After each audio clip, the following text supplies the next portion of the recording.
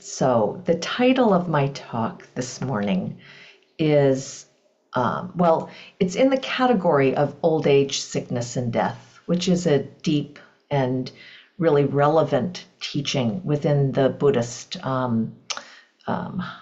scope of teachings, I'll say, because there's so many teachings on this. I'm going to pull a line from what we talked about yesterday as the 5 remembrances. And this is what one of the 5 statements that's made in the 5 remembrances. I will be separated and parted from all that is dear and beloved to me. So that's the statement, and I've kind of gone back into some of my history, and I'm pulling out a paragraph that I'm going to jump off of from John James and Russell Friedman, who wrote the Grief Recovery Handbook. We've all been educated on how to acquire things. We've been taught how to get an education, to get a job, buy a house, etc. You can take courses in virtually anything that might interest you. What education do we receive about dealing with loss? What school do you choose to learn to deal with the conflicting feelings caused by significant emotional loss? Grief and loss are so much more predictable and inevitable than gain, and yet we are woefully ill-prepared to deal with them. So I encountered the Grief Recovery Handbook in 1994. My youngest sister at 21 had committed suicide. And it was the first death on my spiritual journey that I had encountered. And first time anybody close to me had died. And I'm stating the obvious here, but all deaths are not alike. This was shocking. It was unbelievable.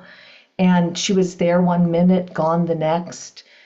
It was like a disappearing act that I couldn't quite reconcile. And it took me a very long time to reconcile it. So that led me to contemplate this morning. There's a Buddhist story called the mustard seed. And this is one of the stories that people told me when I first came into the Dharma.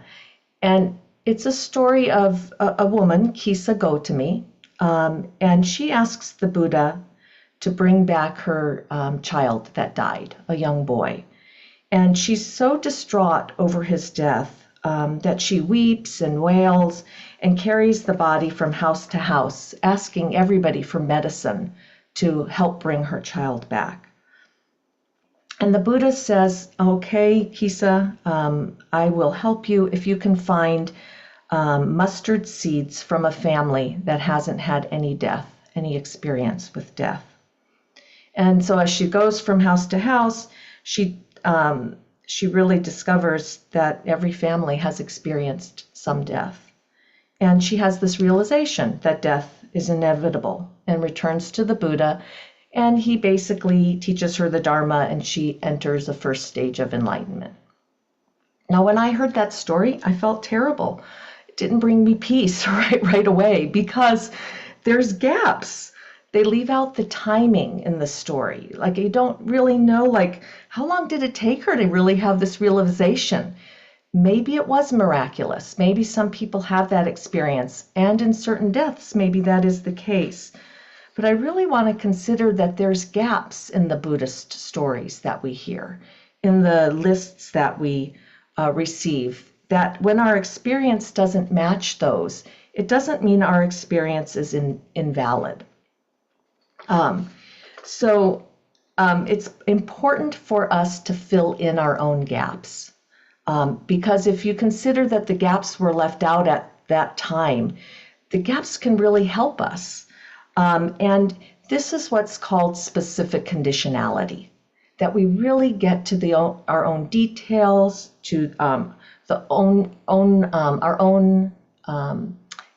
feelings, thoughts that make the story more relevant and accessible here and now. So we learn how to do this. It's actually part of our practice in reflective meditation.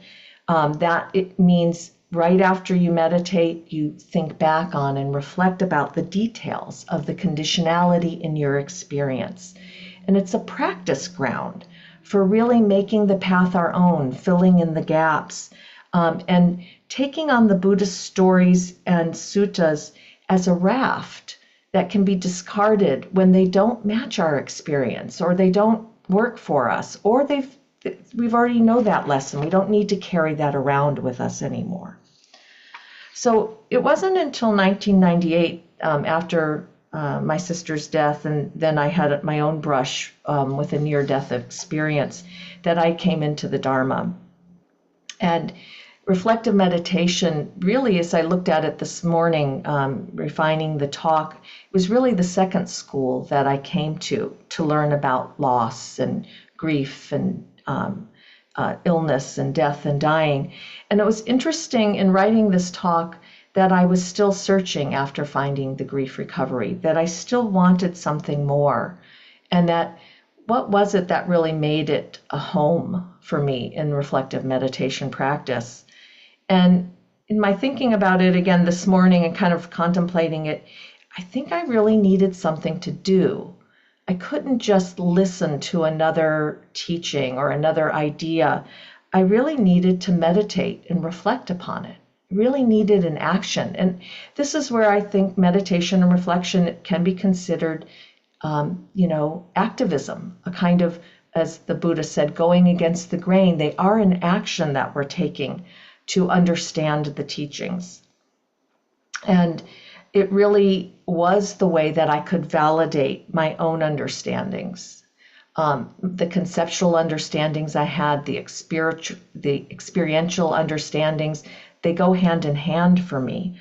And it allowed me to become my own teacher in a group of spiritual friends. And now we're back to the inevitability of being separated and parted from all that is dear, all who are dear and beloved to me. And I'll add myself here, including me. And I'm still coming to terms with this teaching. I'm learning this alongside of you. Buddhist teachers haven't mastered this, despite what we may project on them, that I know of. There's no beyond this. A lot of the talk in the remembrances was that we can't really get beyond the knowledge of death, of old age, of sickness. And beyond really can mean something like we can't transcend this. We can't avoid it.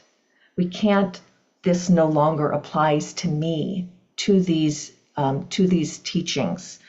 And it seems at so many times with the Buddhist stories, the suttas, the teachings, they give us this uplifting ending or an ethical understanding, which we often need.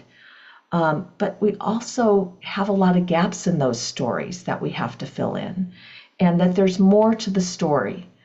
And in my thinking and my understanding of meditation practice, the more to the story is, what are you making of it? How does it impact you? It really matters how you hear the teachings, how you take them on within your worldview, and that how are you going to put this together to lead a more ethical, more happy, more flourishing life. I'll end my talk here. Thank you for listening. We'll do a session of 20 minutes.